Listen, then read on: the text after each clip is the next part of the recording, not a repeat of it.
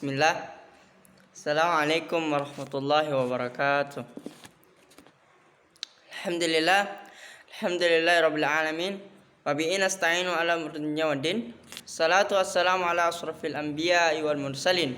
Sayyidina wa maulana Muhammadin wa ala alihi wa ashabihi ajma'in. Amma ba'd. Pertama-tama yang paling utama, marilah kita panjatkan puja dan puji syukur kita kepada Allah Subhanahu wa taala. Karena atas berkat rahmat dan hidayahnya lah sehingga kita masih diberikan umur panjang agar senantiasa dapat beribadah dan mengumpulkan pahala. Semoga pahala dan ibadah kita, amal dan ibadah kita diterima oleh Allah Subhanahu wa taala. Amin amin ya rabbal alamin. Salawat serta salam tak lupa kita haturkan, kita panjatkan kepada Nabi besar Muhammad sallallahu alaihi wasallam. Huwa sayyidu khalqi wa khuluqi. Dialah yang telah membawa kita dari zaman yang gelap gulita menuju zaman yang terang menerang seperti yang kita rasakan saat ini. Ma'asyiral muslimin rahimakumullah. Menurut seorang ahli fikih, dia mengumumkakan pendapatnya tentang waktu duha. Dia mengatakan bahwa waktu duha itu dimulai 30 menit setelah waktu syuruk atau talak. Dan ketika sudah dan waktu syuruk ini atau waktu talak ini itu sekitar jam 6 pagi. Maka 30 menit setelahnya itulah yang dimaksud dengan waktu duha. Sudah memasuki waktu duha.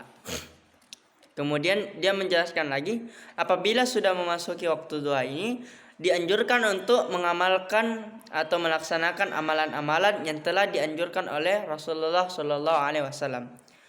Salah satunya adalah melaksanakan salat duha. Mengapa saya mengatakan salat duha yang sangat dianjurkan? Karena Nabi Muhammad SAW menjelaskan, siapa yang membiasakan diri untuk menjaga salat duha, maka dosanya akan diampuni meskipun sebanyak buih di lautan. Hadis riwayat At-Tirmidzi. Ma'asyiral muslimin rahimakumullah. Menurut Imam Al-Ghazali, waktu duha memiliki keutamaan yang besar jika diisi dengan 4 hal. Hal yang pertama yaitu mencari ilmu yang bermanfaat. Yang dimaksud dengan ilmu yang bermanfaat di sini adalah yaitu ilmu yang bertujuan untuk menumbuhkan rasa takut kepada Allah dan menyedikitkan rasa cinta kepada dunia dan menambahkan rasa senang dalam perkara atau urusan akhirat. Yang dimaksud juga dengan mencari ilmu yang bermanfaat adalah kita mencari ilmu agama, memperdalam ilmu agama, memahami ilmu-ilmu agama, sehingga ketika kita telah memahami ilmu tersebut, kita mengaplikasikan dalam kehidupan sehari-hari kita, sehingga yang bertujuan untuk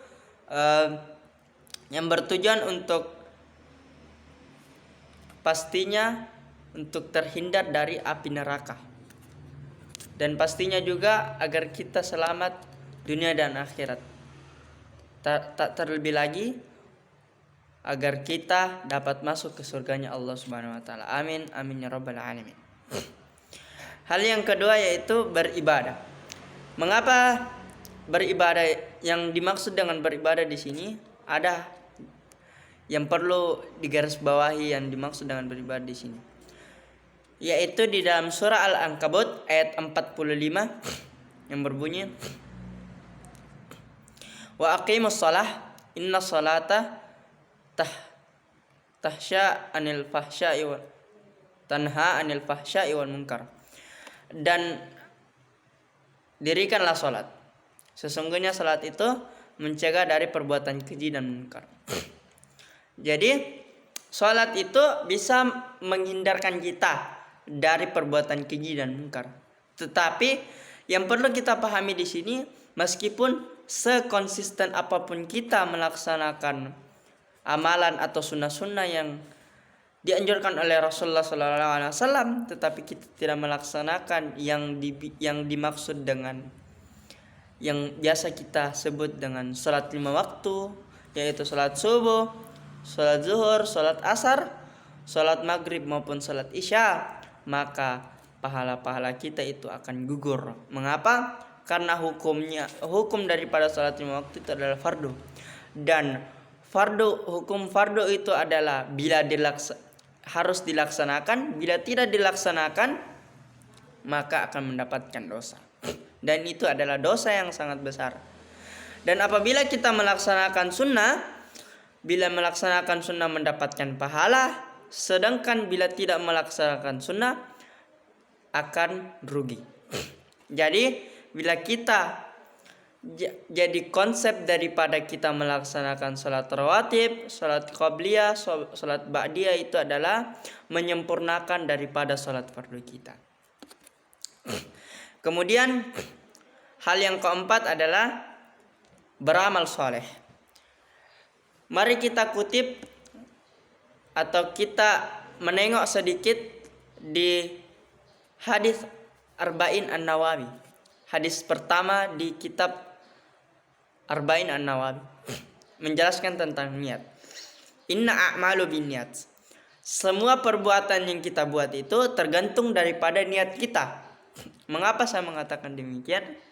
Karena meskipun kita bersedekah kepada fakir miskin, tetapi tujuan atau niat kita itu hanyalah riya, maka secuil pahala pun tidak akan kita dapatkan, tidak akan bernilai di sisi Allah Subhanahu wa taala. Tetapi ketika kita memberikan sesuatu kepada fakir miskin, meskipun